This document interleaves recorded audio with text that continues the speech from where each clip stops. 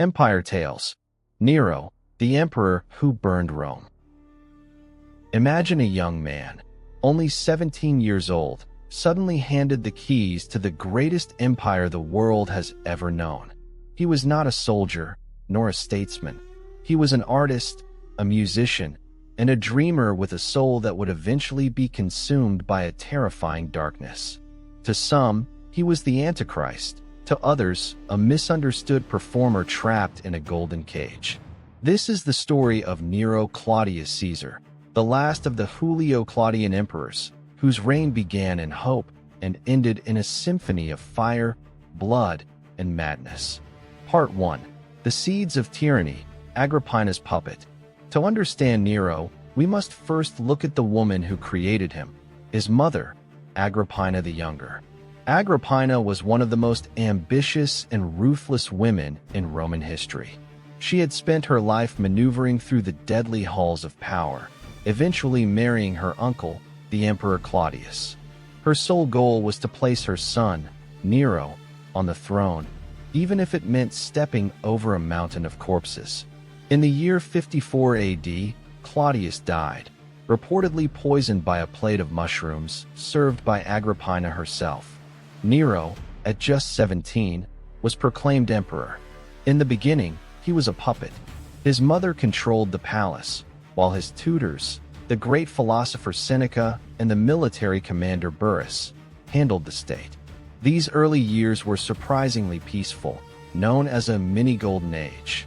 But as Nero grew, so did his resentment of his mother's suffocating grip. He didn't want to be a puppet. He wanted to be an artist, and more dangerously, he wanted to be free. Part 2. The Matricide, a Mother's Curse. The power struggle between mother and son reached a breaking point in the year 59 AD. Nero, obsessed with a woman named Poppaea Sabina whom his mother despised, decided that Agrippina had to go. But you do not simply fire a Roman empress. Nero's attempts to kill her were as bizarre as they were desperate. First, he tried to poison her, but Agrippina, ever cautious, had spent years taking small doses of antidotes. Then, he designed a mechanical, collapsing ceiling to crush her in her sleep, but it failed. Finally, he built a collapsing boat, intended to sink while she was at sea. Remarkably, Agrippina swam to shore, surviving the wreck. Terrified and furious, Nero finally abandoned all subtlety and sent a group of soldiers to her villa. As the assassins drew their swords, Agrippina reportedly pointed to her womb and cried, "Smite here." Nero had committed the ultimate Roman sin, matricide. From that day on, his soul was haunted by the ghost of the woman who had made him a king. Part 3. The Artist on the Throne. With his mother dead, Nero's true nature exploded onto the stage. He viewed himself not as a ruler, but as a supreme artist. He shocked the Roman aristocracy by performing in public, singing, playing the lyre, and acting in tragedies. To the Roman elite, this was deeply humiliating. For an emperor to act was to behave like a common slave. Nero didn't care. He organized Neronia, grand festivals of music and poetry where he was always the winner. Legend says that when he performed, no one was allowed to leave the theater for any reason. Women gave birth in the aisles, and men reportedly feigned death just to be carried out. Nero lived in a world of absolute indulgence, spending the treasury on massive festivals and golden statues of himself, believing that the world was his personal audience. Part 4. The Great Fire of Rome. The defining moment of his reign came on the night of July 19, 64 AD. A fire broke out in the shops around the Circus Maximus. Fanned by the summer wind, the flames tore through the city's narrow, wooden streets. The Great Fire of Rome burned for 6 days and 7 nights, destroying 10 of Rome's 14 districts. This is where the famous legend comes from. Nero fiddled while Rome burned. While it is historically unlikely, the fiddle didn't even exist yet. Reports from the time suggest that Nero watched the fire from his palace and sang a song about the fall of Troy, finding a dark, poetic beauty in the destruction. When the smoke cleared, the Roman people were looking for someone to blame. To divert suspicion from himself, Nero found a convenient scapegoat, a small, mysterious new religious sect called the Christians.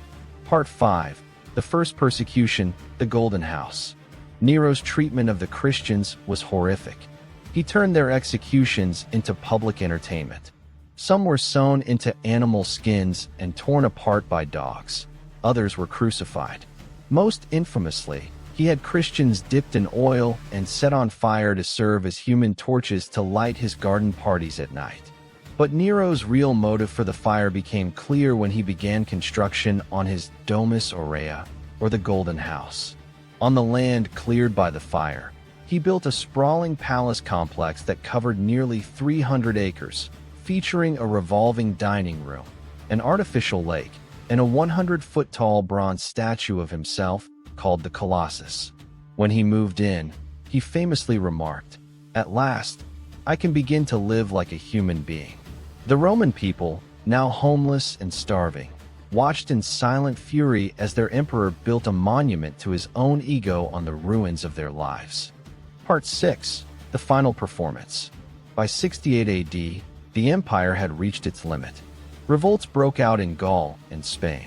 The Roman Senate, finally finding its courage, declared Nero a public enemy. Abandoned by his Praetorian Guard and his few remaining friends, Nero fled to a villa outside Rome. As the sound of horses' hooves signaled the arrival of the soldiers sent to arrest him, Nero realized the end was here.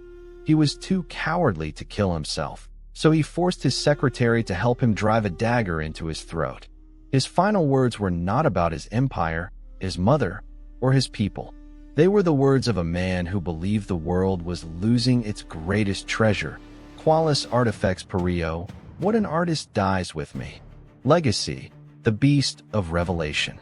Nero was 30 years old when he died, the last of the line of Julius Caesar.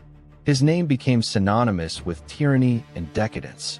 In the early Christian church, he was viewed with such terror that many believed he would rise from the dead as the Antichrist. Was he truly a monster, or a traumatized youth overwhelmed by a power he never asked for? History shows us a man who was a victim of his own vanity, a ruler who preferred the applause of the theater to the responsibility of the throne. Nero proved that when a dreamer is given absolute power, his dreams can easily become the world's most terrifying nightmares. He burned Rome to build a palace, and in the end, the fire he started consumed him as well.